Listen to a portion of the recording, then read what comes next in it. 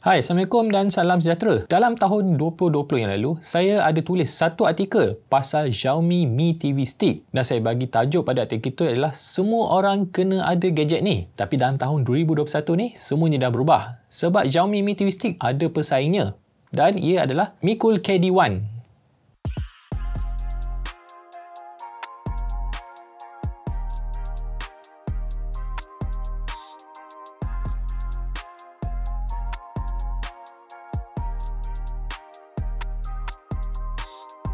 Mi Cool KD1 pada saya adalah Xiaomi Mi TV Stick yang ada specs yang lagi tinggi. Pasal specs nanti saya ceritakan kepada anda. Sebab saya nak cerita pada anda dia punya rupa terlebih dahulu. Kedua-duanya nampak macam sama saja. Kat badan ada satu saja port micro USB untuk power dan juga kalau anda nak letakkan USB micro punya hub. Kedua-duanya memerlukan kuasa 5V 1A untuk dikuasakan. Perbezaan spesifikasi antara KD1 dengan Mi TV Stick ni anda boleh lihat terus daripada dia punya cold boot speed. Cold boot speed ni maksud dia bila kita supply power kepada device tu dan nak tengok dia punya kepantasan dia boot up dan waktu bila kita boleh gunakannya. Contohnya dekat KD1 bila saya tekan butang kuasa dia perlukan lebih kurang 36 saat untuk dia selesai proses boot. Berbanding dengan Mi TV Stick dia perlukan lebih kurang 52 saat untuk selesaikan proses boot dia. Salah satu benda yang saya suka dengan KD1 ni ialah dia menggunakan sistem operasi Android TV yang asli ataupun yang rasmi lah, macam Mi TV Stick. Bezanya dekat KD1 ni, versi Android dia adalah Android 10 manakala dekat Mi Stick Android 9. Daripada segi user interface, sama saja, tak banyak beza sangat. Jadi anda boleh gunakan tanpa masalah. Tak macam kalau anda beli TV box daripada China yang dia masukkan theme yang pelik-pelik, susah nak guna.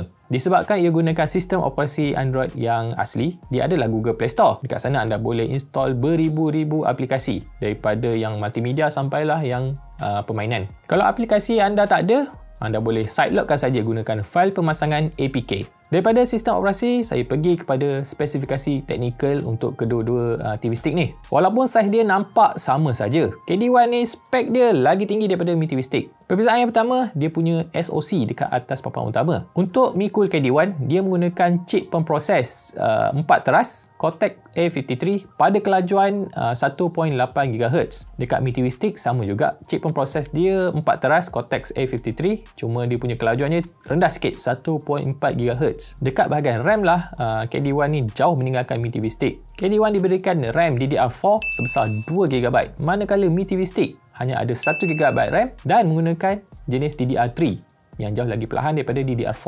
Mungkin sebab itulah ia menjelaskan kepantasan cold boot yang jauh bezanya antara kedua-dua mereka. Bukan sahaja RAM sekali ganda lagi banyak daripada Mi TV Stick, storan KD1 pun lagi tinggi daripada Mi TV Stick, 16GB lawan dengan 8GB. Jadi anda boleh install macam-macam aplikasi yang anda nak. Lain-lain ciri saya dapati yang kedua-duanya ada benda yang sama. Contoh dia ada Wi-Fi 5 GHz, kemudian boleh sambung Bluetooth kalau anda ada gamepad, dan ia juga diberikan dengan remote control Bluetooth untuk anda kawal TV Stick ni. Selain daripada specs yang lagi tinggi, yang paling saya suka pasal KD1 ni, selain daripada dia punya spesifikasi, dia punya output pun boleh keluar sehingga 4K UHD. Dekat Mi TV Stick hanya Full HD sahaja. Bukan setakat Full HD. KD1 boleh memainkan kandungan HDR. Contohnya bila anda main video dekat YouTube. Kalau video tu ada pilihan HDR, anda boleh pergi dekat setting dan anda akan dapat lihat lah. Dia boleh pergi sehingga 2160p 60 frame per saat dalam versi HDR. Dan kalau anda ada monitor yang support kandungan HDR, anda akan nampaklah perbezaan kontras berbanding dengan monitor yang tak support HDR.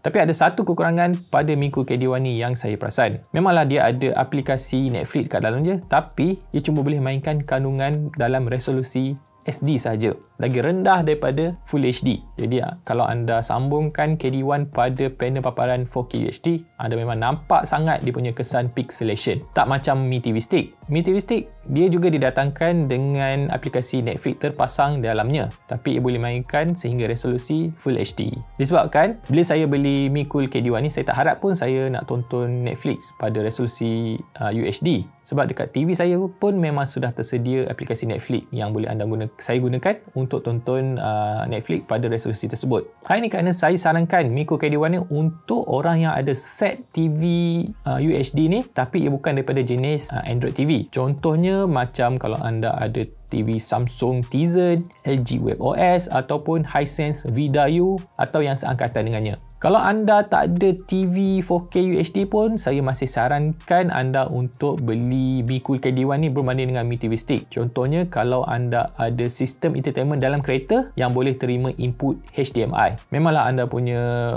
paparan dalam kereta tu tak ada 4K UHD, tapi dia punya spesifikasi yang tinggi akan berikan pengalaman guna yang lebih lancar. Tambahan pula, dia punya saiz fizikal TV Stick ni yang kecil dan dia cuma gunakan kuasa 5V 1A saja. 5V 1A ni macam anda punya pengecas iPhone tu lah, yang 5V 1A 5W tu. Mi Cool KD1 dia agak rare dalam pasaran kalau anda nak belinya. Waktu saya beli dulu, harganya ialah RM177. Memang sangat berbaloi lah berbanding dengan Mi TV Stick. Harganya atas RM150 sekarang kalau anda tengok dekat Lazada ataupun Shopee. Untuk perbezaan beberapa puluh ringgit, anda dapat 2GB RAM DDR4 dengan storan lagi besar 16GB dan output 4K UHD. Tapi bila saya cek balik kedai tempat saya beli Mi Cool KD1 tu, harganya dah naik daripada RM177 kepada RM189.